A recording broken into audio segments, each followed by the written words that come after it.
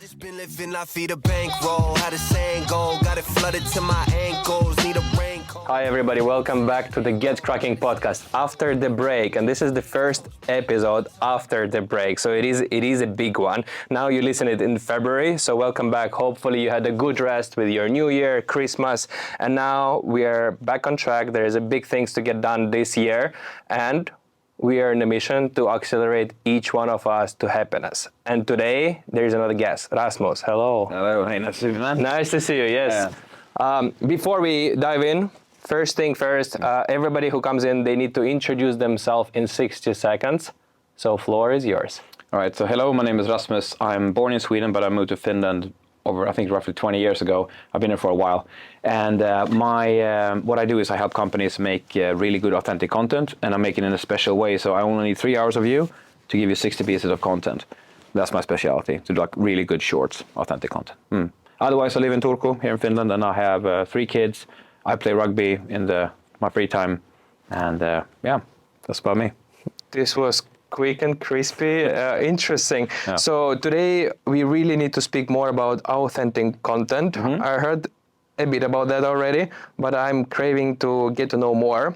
And then also you mentioned you're a business owner, mm-hmm. so you own the company, mm-hmm. and are you CEO there, and how big is the company? Now I have 1 employee and several partners and freelancers and stuff involved. Right, and how long you're running it? I've been running companies since I was 19. And I'm 36, so I've been doing it for my whole adult life. So you're like serial entrepreneur? No. I haven't. This is the closest I've gotten to success now, the last 3 years. Oh, yeah. Before that, it's been a necessity. Like I can work for others, but I'm not like your typical employee. I have a desire to. I just want to do cool stuff and do exciting things, and I get stuff done really fast, which bothers people. And I do it well and fast. I feel you about that, yeah. Yeah, so that don't fit in many organizations. Right. I would, I think if I would be in a consulting company like McKinsey or something, I would get sucked right in. Like work hard, long. Right. I think I would see that, I can see how they could use me. Yeah. The way my life has panned out, they didn't go that route. Maybe it's good, because then I have a life that these guys don't have. Yeah, but I've been doing business for a long time. In consulting, they say, you go up or out. So you either work real hard and you go up, or you go out, you just change the career, and you're not made for that. But just to add a bit of credibility to you, I've listed few things that you are kind of currently busy with. So you are a CEO and a founder, you are a content creator, you are a podcaster, so you have your own podcast, you are a LinkedIn creator, and you have over 5,000 people actually reading constantly your posts. You're a master of sales, so you're a salesman with a huge experience, and also you're an author, so you got a book done. It's actually 2 books, okay. Quite a bit of things. Well done. That was only the last 3 years, I think. But right. And then also, so authentic content. Could you please explain to me, as I'm 5 years old, what's this thing? Well, so when you meet people in person, like your mother and father, you repeatedly meet them, you get to know them and trust them, because you have repeated interactions. You can have the same thing happen using video. Right. And if you do it in an authentic way, generally speaking, this counts. Like we're just talking. It could be more business oriented or more shorter to the point. That's fine. But it's not like if you okay, that's a 5-year-old wouldn't get it. But anyway, so meeting with people, you get to know them and like and trust them, and you can see a video on a phone, and you can still get to know that person, even though you're not interacting like this. You're just seeing. Right. But it creates a relationship. And I help to facilitate that for businesses, to make that happen with your audience. So in a sense, it's also a consultancy. So through your business, you do consultations of other people who'd like to be and who'd like to create this authentic content. If you want to be known, like, and trusted, I help that happen. And I do it more efficiently, I think, the most efficiently that is there. Because most people will have a podcast like yours and repurpose it, which it takes time. That's what I do, Yeah, and it's time, it's nice and stuff, but this takes, let's say, an hour, and then you have to repurpose, which takes so and so many hours. And the difficult part with that is you have to get a hook. You got to sound like, most important thing with authentic content is you have to get those things into the podcast. Really difficult. And otherwise than that, if you try to shoot yourself, these holding up your phone, or even having somebody else do it, difficult to find the question. There's so many things that makes it complicated. So what I do is I do it for in only 3 hours. Right. Depending on if it's a small one, like small company, I can talk with you with like an hour, get a good idea who your audience is, who do you want to talk to, and then my role as a director is to impersonate that audience, who they are, and then ask you questions that your audience wants to know. And then I record, and as we're recording, you might say something. If I say, what do you want to do for your audience or something? And you say, well, I want to make them happy or something. I'm like, okay, can you say that? But instead start with saying, the key to happiness is. So I help you get a hook in, we record, and then that's 30 seconds, 1 minute, good, the next question. And we just do that, do. And I'm able to do it because I've been researching. In this case, I just talk with you, but I can do a research. We're talking with customers and customer care and sales. So I get a really good idea what needs to be covered. And then I have ready questions that you can prepare for. And then also I can improvise based on the questions. And we just do the And in 3 hours, 2-3 hours, we're going to have 60 shorts. That's 3 months of every day. And in video, compared to many other formats, like say, okay, compared to written, video works in all social media, all of them. So, yeah. It is so much true. Recently, I've posted a LinkedIn post, and then there was a text, and it was like really short video, like 2 or 3 seconds. I just put something, just instead of picture, I had like a small video of me, so I've put it there. There is no me saying anything. And then I got like over 10,000 impressions, which is like, it's just way too much for my audience. I don't have this many in LinkedIn. And so then the learning there is just a platform took this video and just showed it many more people, because it was like this loop video. It was just kind of, interactive probably. And the algorithm changed all the time. You don't never know, but you hit it there. That's great. And then, but it was because it's video. For the foreseeable future, it's video. And even the thing is, that's another thing. With video, with today's AI, you can then pull the text copy out of what you said. You take the SRT, the subtitle file that you get automatically, pull that out, put it into ChatGPT and say, please make this into a post. And there you go. Sure. So now you have, it's a LinkedIn post, or if it's longer, you can make it an article. So the video, like we as a human race have gone from just talking to then we have the written word, which has been like really held up. Like we think the Bible, we think Aristotle or something, like it's like the written word. And me, I'm an author, I have 2 books, it's so important. But what humans are really good at is like this. Also another thing, if you try to do it with your phone like this is just you and the phone. That's a different skill. But this, if I just ask you a question and you record it in the camera, no problem. It's way easier. So we are going back to just talking. That was human. Now we happen to record it, which is a new thing. And so I think that video, as long as I think is here to stay for the foreseeable future. And with this setup, so what we've done, I've done some strategic marketing with the previous project I was running. And then one of our customers, we needed to get some, short videos out from him. And then he struggled. So he's like, he felt uncomfortable to recording himself. And then, being on camera, I was like, what should I say? And then we went further. We prepared some scripts for him, prepared the hooks. We were like, okay, tell the hooks, tell the thing on your phone while you're doing something else. It doesn't really matter. So he struggled. The production was not there. And then that's what we've done. We've sat down. I put the camera like behind my shoulder, and I've asked him a question, and then he answered to me, and it looks so good. There we go. He was like, he just released. He felt so comfortable, and then those are like really good quality videos. Then we just did the editing, and then those go live. Yeah. Perfect. There you go. So I think that's where we're going with everything. So question: this authentic content, can everybody do this, or other people who cannot? I think we're getting into a world where we'll have the people who do it and the people who don't, and the people who do it will get wealthy. Yeah. And the people who don't are just working at the cashier at the supermarket. Missing out. But then can those people who work in the cashier, can those people do this authentic content? They should. But can they? Yeah. Why not? Yeah. No, so that's what I'm asking. Is there any like blockers or limitations? Your own emotions, if you don't want to do it. Okay. If you don't want to be... The thing is like this, for the longest time also, like, you have a right or interest, most have interest of privacy. Like when I was younger, I'm a little older, but it would be like you have like Jackass or something. They were filming themselves, jumping down buildings and like, doing crazy pranks and stuff. But that was when they had like one of those big cameras, you're following around. And we were like, or we had something called Ricky Lake, where people would be like, on stage and be like, oh, you know, we have the paternity test and he's not the father. He's like, oh my God. And like there was all this, and they were, and oh, did you know that, you know, then this ex comes in the door, like, oh, we got Tanisha in. And it's like, what, was she here? And like they had this big audience, like that was really big. So when we, as a normal person looking at that, I was like, these people are like, isn't that pretty fly for a white guy? That's about that too. You want to be something that you're not. You just try and just be extreme. You just, you know, American style. And then, but that we thought those people were crazy. But now we're getting to a point that you're not. So you want to be private in a way. But now it was like, if you're private, that private. Nobody knows about you and they don't know, so they can't do business with you. And you're replaceable. You're a part in the machinery. But if you have, I don't like to call it a personal brand, but maybe that's what it is. If you are somebody, you are not replaceable. Actually, if anything, everybody knows if you're a part in the machinery, you're like, yo, well, you would fit really good in my machine. You want to come work in my machine? So, but if you're just nobody, we're gonna see a split. That here are the people who are famous, not famous in the whole world, famous in your niche. Like, oh, he's the best at this thing. And we're going to have these slivers of specialties.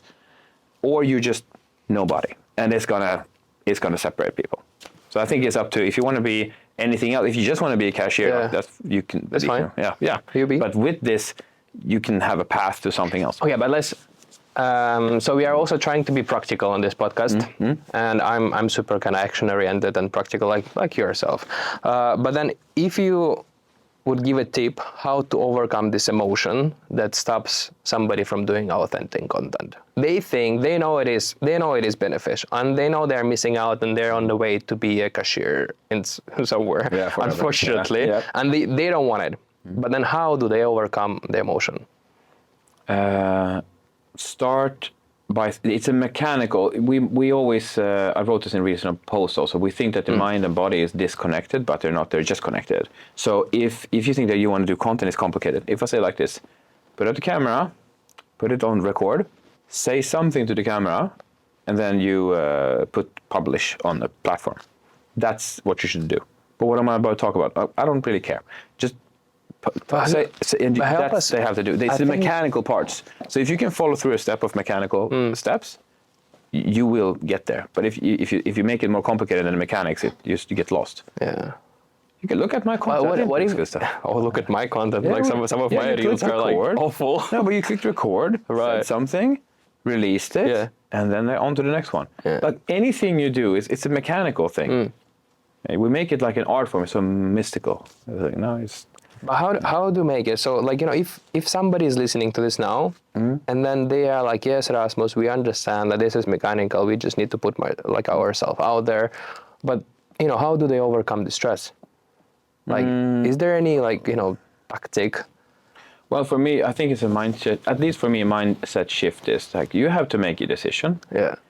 People are spending a certain amount of time in real life and a certain amount of time on their phones, on the screen. Tons of time. So if you're only in the real world and you're not in the virtual world, for somebody else's life, you are only in their life like so many hours per day or per month. Yeah. If you're in the digital world, so either you join this environment or you won't,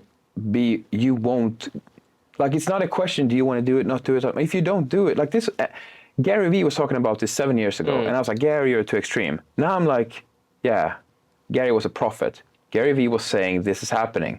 By the way, did he ramp up his content? He does probably more content now than before. Yeah, he did even more. Like, he did a lot before, but now it's like he does. I think he also is experiment, like what is the absolute maximum level that is humanly possible is what he's doing. But anyway, so I think the mindset change is like I don't care if you're uncomfortable. It's like saying, okay, you want to start university? I don't know anybody and stuff, but like, do I want to proceed with my career? And I will go over that hump of anxiety. So here's like, do you care? Like, because I don't think, if I started with this properly half a year ago. If you asked me 1 year ago, I said, like, oh, maybe it's important. Like, I'm doing some videos here and there. I wasn't serious. Now I'm like, I really see there is no way back. Yeah. So why are you... you don't have to do it, but if you don't, like, you're just going to be left behind. It's not about winning, it's about not losing. That's what I. So if you have to just decide who do you want to be. True. Yeah. Okay, no, this is a good one. So you make a decision and you stick to it. And what do you think about, content that leads to other content? So, how I would say, if you're suffering with creating, videos and the short videos, long videos, whatever, start with another type of content and then, make great, Twitter, LinkedIn posts, or... Yeah, you can start with that. I would say whatever you can do to use your voice or face would be really good. I had one lady I was working with, and she was uncomfortable in being in front of the camera and talking, so she was quiet. In front of the camera? Yeah, but she had, I don't know if she had her own voiceover or she had an AI voice.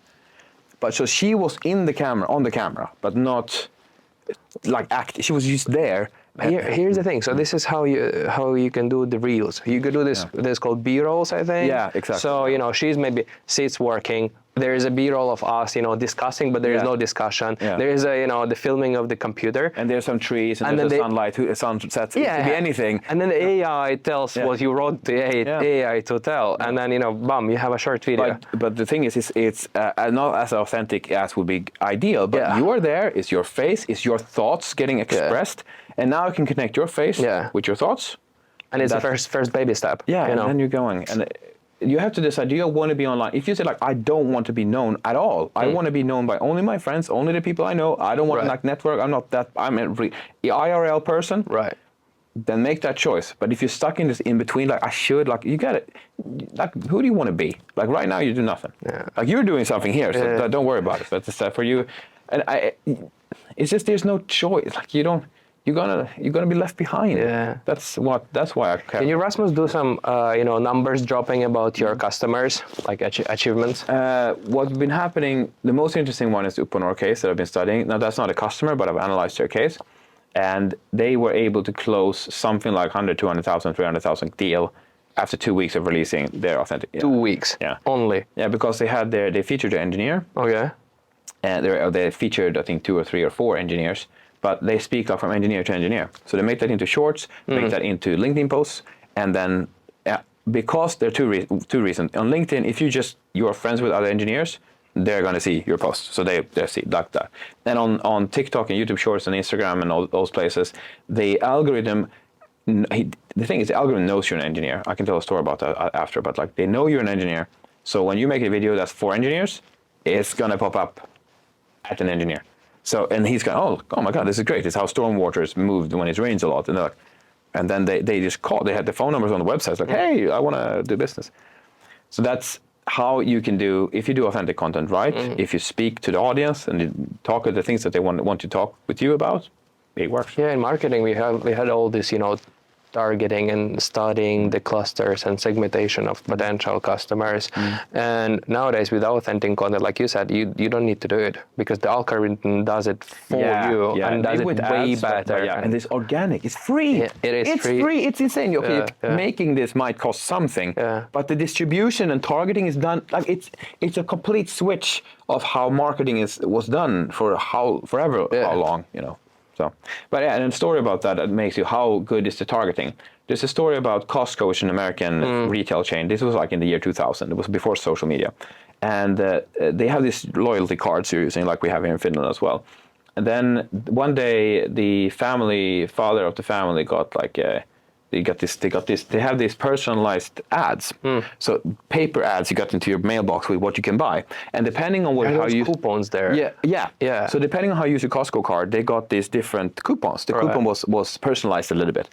Or quite a lot. I think it was even individually personalized. Anyway, he gets this coupon set. And he's like, the hell is this? They're like baby stuff in this. Yeah. It's we're not having a baby. And he has a 16-year-old daughter. And he's like what's going on here? And he calls Costco. He's like, we're sorry we sent it by mistake, but according to your purchasing history, somebody in your family is supposed to have a baby. And she did. Yeah. The 16-year-old girl was pregnant. Yeah. And I don't even know if she knew. But they know from the purchasing behavior. And that was before the internet. Imagine that. Imagine what they know now. Yeah, they know. They know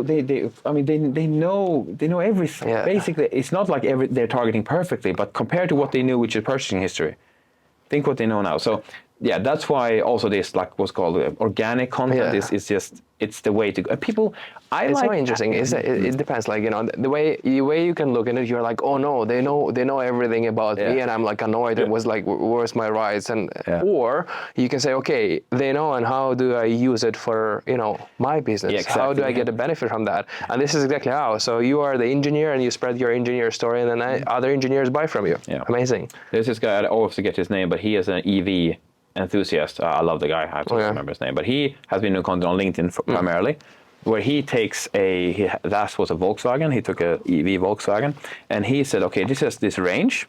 He's like, I can do customizations of this, make it so the range is longer, and he documents what he does. So he's like, okay, I'm going to change the wheels like this. He lowered the profile. He changed these things, and he did things that Volkswagen themselves could have done, and they didn't do it. So he's showing that I'm better than the engineers you have at your, you know, your proper company. And he's just documenting the whole, and he's doing it so others can do it. I'm not going to be surprised, like, you know, if he's getting offers of like, you know, job and like advisory, you know, some other companies are just calling him. It's like, you know, if you could do it with like Volkswagen, you can probably do it for Tesla or. And he's showing his process and he's showing this data. He's like, and he's going like all in on it. And I'm like, God damn, this guy. I'm not big on EVs right now, but if I ever, I'm like, he's the guy. Because I know he knows what he's talking. He shows, so. But you can see that the thing is that the only reason, I don't know the audience problem, but this is 4 types of luck. I love that, and that's how this fits in with this. Yeah, the first type of luck is dumb luck. Like, oh, look at this. Oh, I'm thirsty. Oh, here was water. I'm so lucky. The second type of luck is you have knowledge of something. So you'd be like, hi, here's ice. I can't drink that, but I know I can warm the ice and I get water. So because of your knowledge, experience, education, you can see an opportunity. Anybody was like, yes, here's ice, I'm still thirsty. You'd be like, okay, I can use that. Then you have the third type of luck. Third type of luck is that other people, I hope I remember the fourth now, but the third one is like, other people know that you are an expert in this field, and they come across ice. And they're like, shit, I didn't know how to do I want this to be water, and I don't really remember how that was done, but I know that Roman knows. So I'll contact you. So my luck just finding ice became your luck. And that's what's happening with media. You get the luck because you are known. Other person's luck becomes your luck. Right. We can call that inbound, but anyway, I think the luck perspective is much better. So the person who is known will get the thing, and the person's not known. They'll just arrive. Yeah. And I don't remember what the fourth type of luck was, but anyway, you just need the 3. The three types of luck. The fourth one is secret. Okay, let's do the hook again. 3 types of luck from Rasmus. Exactly. So, but that's one of the reasons you get involved with media. And then you have the leverage as the leverage of media. So they connect the luck in media. This in the beginning of my book as well. Why this matters. You have the luck of somebody else knows you, so they can give you the thing, help give you the opportunity, which you don't get otherwise. Media gives you leverage. So let's say we're talking here, and there's no recording. You and I can have a great conversation, and there's no way for anybody else to get that knowledge or to participate. But now, and especially because in today's world, you might be in transportation, like on a subway or something. You don't have anything to do. So you can at least listen. You can listen to a good conversation. So then you have the third type of luck where other people know you, so they can hire you. You have with media, you can 1 hour with us here translates to an unlimited amount of hours with the online world. Right. So it's leverage, and the bigger the more you do it, the more you get the luck opportunity will come your way. So it just feeds itself. So I see that, and then. And we have 2 types of people. People who do this, they're going to grow with this. And people who don't are going to look, why is he getting all these opportunities? Why is Roman doing so good? Yeah, because he's putting himself out there. If you don't, it's not going to go anywhere. There's another parallel, you know, from the sales world. It's like, if you don't ask, you don't get. Yeah. So this comes from kind of sales. Yeah. But here with the content is the same thing. If you don't put yourself out, you don't get. Yeah. I mean, and I'm still big on sales. I think sales is very important. I think they complement each other. Yeah. Yeah. Anyway, you're getting it, people. Listen. There are 2 cameras. Okay, Rasmus, let's torture you a bit. So you have customer cases, and you already, half a year working hard on the content. And then, so what I've noticed that you worked a bit better, or like your customer cases are better than your own cases. Yeah. So if you look at the tractions on the engagement rates, or like, I don't know, views or followers, whatever metrics they are, it feels that your customers got more of those than yourself. So where do you see? Yeah, so if I work with a customer, he might have like videos doing 500 views, and I help him, he's going to get 5,000 or 50,000. Yeah. So it's yeah. What I think is happening is that, first of all, my major platform for me is LinkedIn. Okay. LinkedIn is going quite well, so that's okay. On the other ones, I think there's a combination of, like, I have, let's say you're really, Taylor Swift is like super popular. That was like, say, a couple of weeks ago. Or Barbie, that was like last year. Super big with Barbie. If I did some Barbie content, that would have gotten bigger. But like, that's not what I'm here to do. True. I'm here to help my customers get more views. It's not necessarily about, like, the thing is, like the Uponor case, the video that gave them to 300,000 euros had something like 100 views. 100 views. Yeah, so, or maybe less. But it's about the correctness of audience. I think it had 9 likes. 9 likes. Yeah, only. Yeah. So you see, we get the. What happens is this measurement problem. Have you heard about whatever gets measured get done? We see views. On TikTok, especially, they just put the view count right there. So they are the way they present you data. We like, oh, how many views, how many downloads? Like, we're talking about stuff like that. Maybe that's like a question I should have asked you. How many lives have you positively impacted with your podcast? Which you might not know, but that's the actual question. But we don't know that, so we go backwards one step. Okay, can we at least see the downloads? We see the views. And so I don't care about the views in this way. But for the customers, it's more important, especially if it's a B2C customer, the volume and somebody needs to see it. But it should just be the right person. So it doesn't matter in that way. Yeah.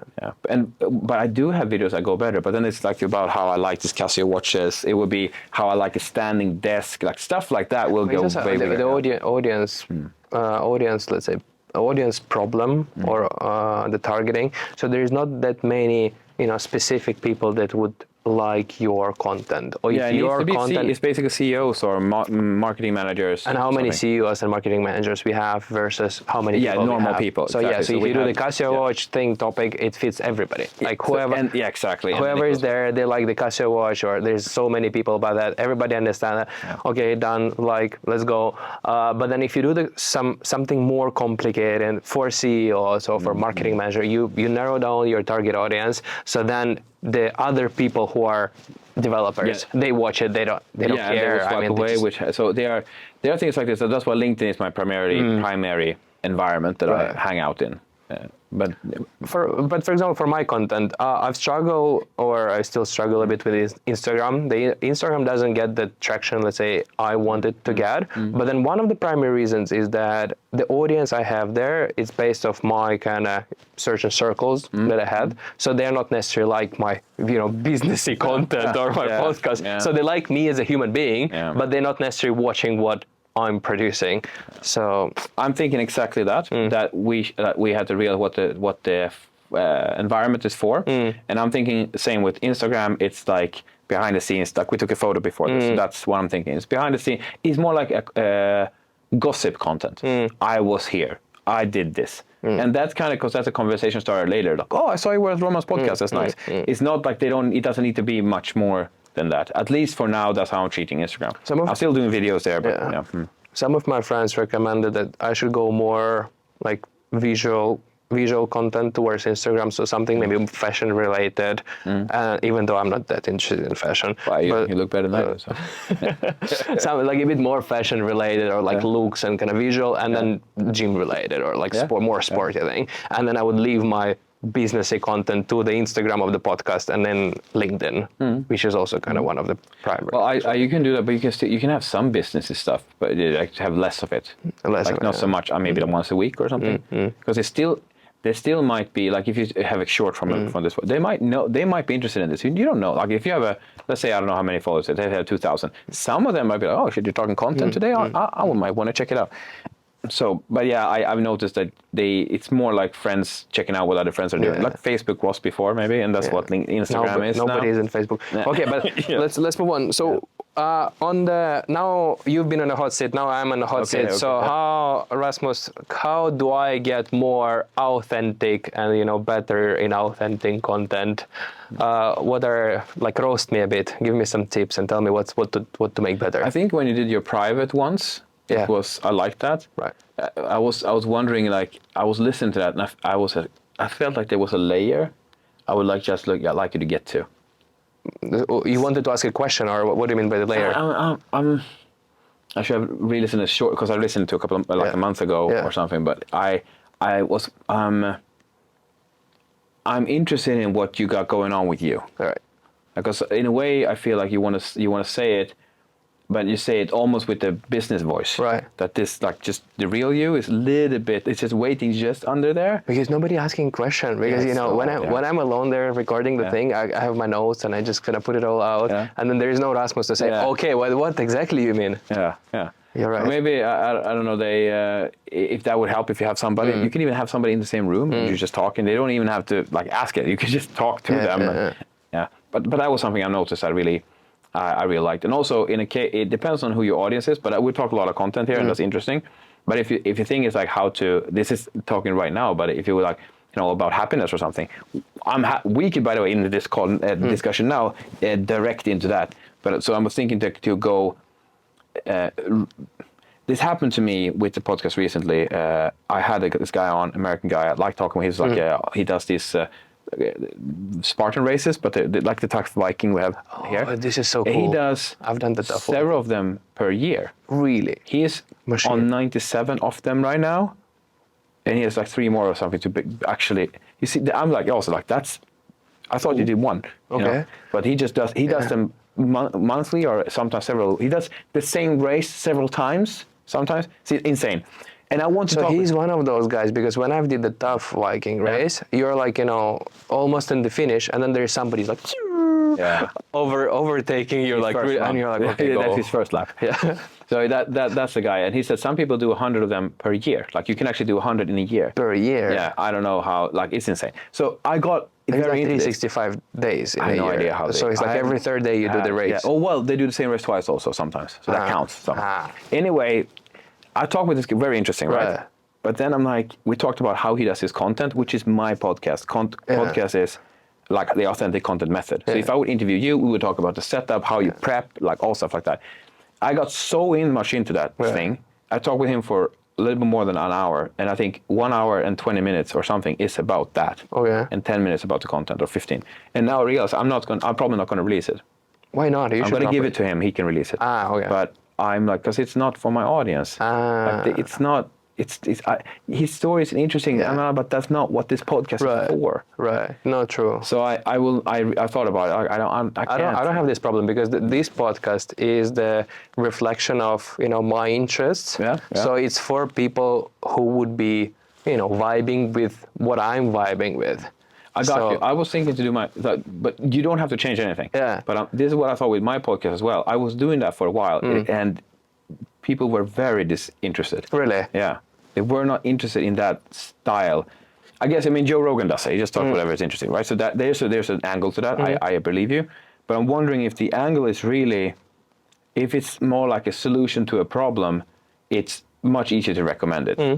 This is really the thing. So that's something I'm thinking about too. Right. I'm happy talking. Not gonna talk forever about marketing or anything. But what if the goal is finding happiness or something, then that would be, I would do a little bit about content or something, and then okay, let's go into happiness. That's what we should have done this, based on my introduction. Sorry, But again, it's the podcast. It is a live discussion, so it's moderated, but roughly moderated. Yeah. But that's what I'm thinking myself as well. I can't do a podcast which is so. This is not that bad, but for me, because anybody in this case, or anybody, who knows? But that got to me too. I'm I have to be more this is what we're talking about. Right. I don't want to talk too much other stuff. A little bit. Right. But let's get into this. And then he might say, I'm talking about his content, for example, he might say, well, actually, while I was running my third lap, I was doing this shoot or something. Yeah. Then we can get into talking about Yeah. how it is to do 3 laps, but then we get back to, well, anyway, content, if that's my thing, right? Yeah. Got it. One more question, since I have you here, so I need to use go it. for it. LinkedIn, so you've seen some of my LinkedIn posts. How to get them better, how to grow my LinkedIn even more? Like, a couple tips? I need to have. Okay, here we go. You have the gold thingy. You're not actually verified. You can get that. You can get like a thing. Oh, really? Okay. You send the passport and all the information in. Okay, I'll do it. Yeah. Okay, let's see. Let's look at the post here. You have some video post. Oh yeah, that's one. Oh, so this was the 1 second one about the. I'll show it to like this one where you had the. Yeah, it's completely random, And and it got a lot of impressions. Yeah, I think Not that many likes or anything, so it didn't go viral, but the impressions were like tons. Well, immediately. Oh no, I remember this. I like these videos. I told you. Yeah, what's the problem? No, there's no problem. Yeah, Tell me how to get better. Well, yeah, there's too few of them. That's the problem. This last one was like 3 weeks ago. But the video for the podcast, you mean, or? I'm just doing this, showing videos. Here, video. Yeah. These are really old. Yeah. Like, So I've done with the videos.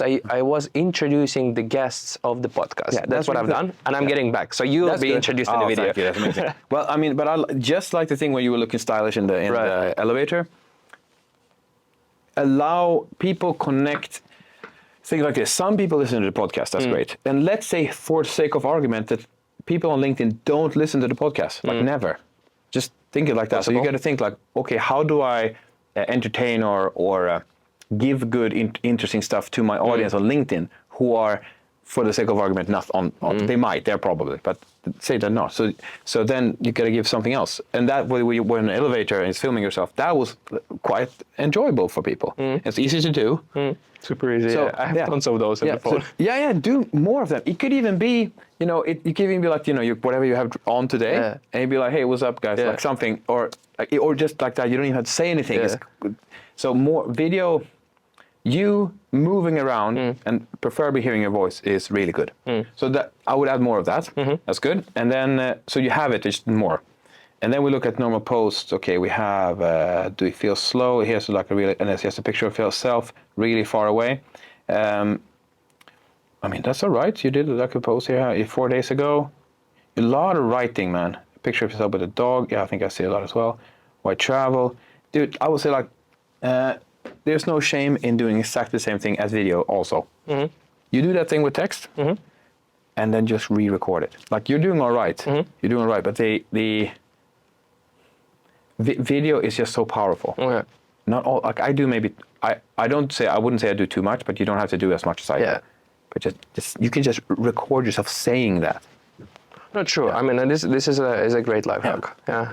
I should try more. You think you're doing all right. Yeah. But the thing is, LinkedIn, there's an interval. It's growing slowly for me. It's like I'm kind of happy with LinkedIn. It's slowly growing. I can feel and see it. But LinkedIn is different from all the other ones. Is that LinkedIn is what they call relationship based. So TikTok and YouTube and they are interest based. So I'm interested in frogs and I'm going to see frog videos. Yeah. But in LinkedIn, even if LinkedIn knows I'm interested in frogs, it's not going to show it to me. Okay. It's going to show you, you chatted with Roman, right? Which I had this. We had some. And then it's going to show you your content, and I'm showing you mine. Yeah. It's not about how. So you misunderstand LinkedIn if you think, I didn't do a good post, so I didn't get views. No, it's not. It's who are you interacting with?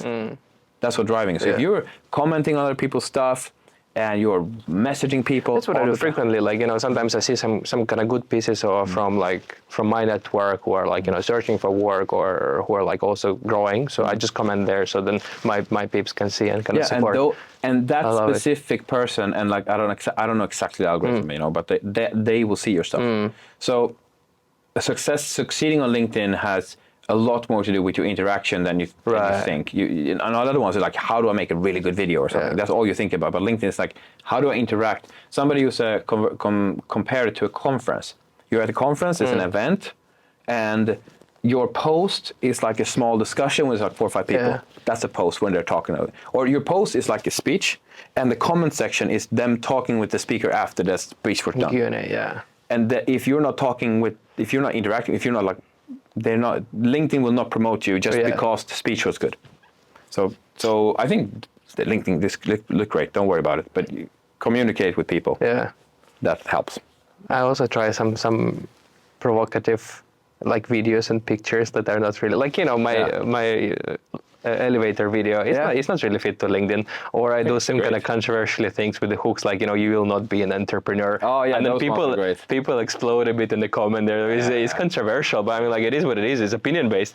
But that works as well, of course. Yeah, I think on LinkedIn comments are really powerful. Right. If you get like 4 comments, I think you might get to 50. Like especially if it's something that people like. I had an addiction before with commenting on people complaining about getting a job in Finland. Yeah. I was like, it was a problem. Yeah, let's not go there. I might explode. Yeah, like, so I got it. Yeah, I have a problem with that. And those posts, one, because I was commenting on them, and then 2, then they start feeding those to me, and I get more angry, and I write again, and it keeps going, and I'm like, what is happening? I'm not even happy. I'm just messing up my own life. Like, I don't have to engage in this. Yes. But that type of content that is that's engaging. People want to interact with it because they want to say their piece.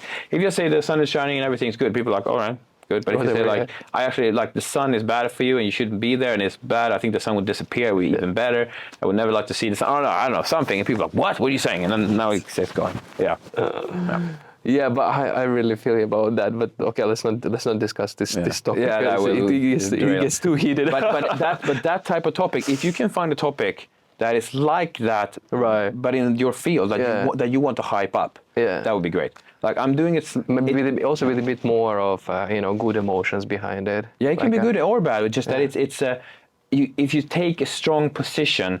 I heard Derek Sivers said this. Like he said, if you take a strong position, it helps other people to understand their own position. Like I don't have to agree or disagree directly, but when it's a strong one, I'm like, do I agree or do I disagree? Why is he saying like when Gary Vee says you should make 80 pieces of content a day? I'm like, Gary, that's almost literally impossible. Right. I don't think it. But like, come on.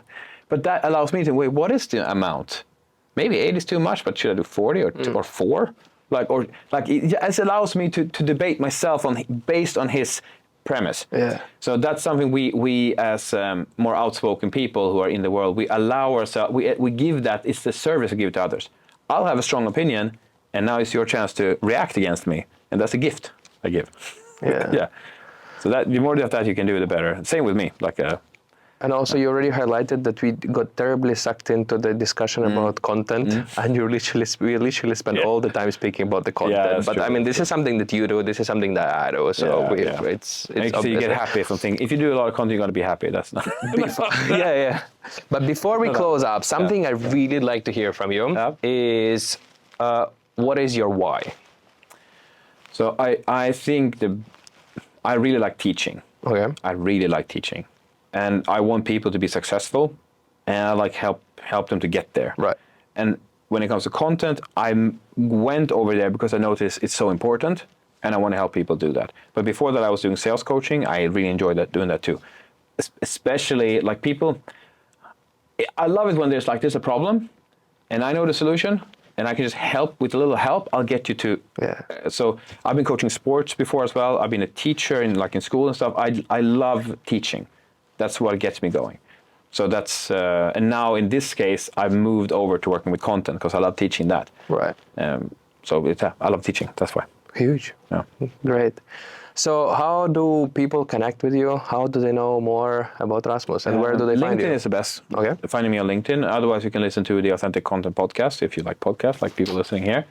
And then otherwise, you can find me on YouTube as well, Authentic Content. Authentic Content Company or Rasmus on LinkedIn. Yeah, all the links, of course, in the show notes. Please go find Rasmus on LinkedIn. So he's super active there. I'm following you and I'm checking it, leaving you some stupid comments there as well. Thank you.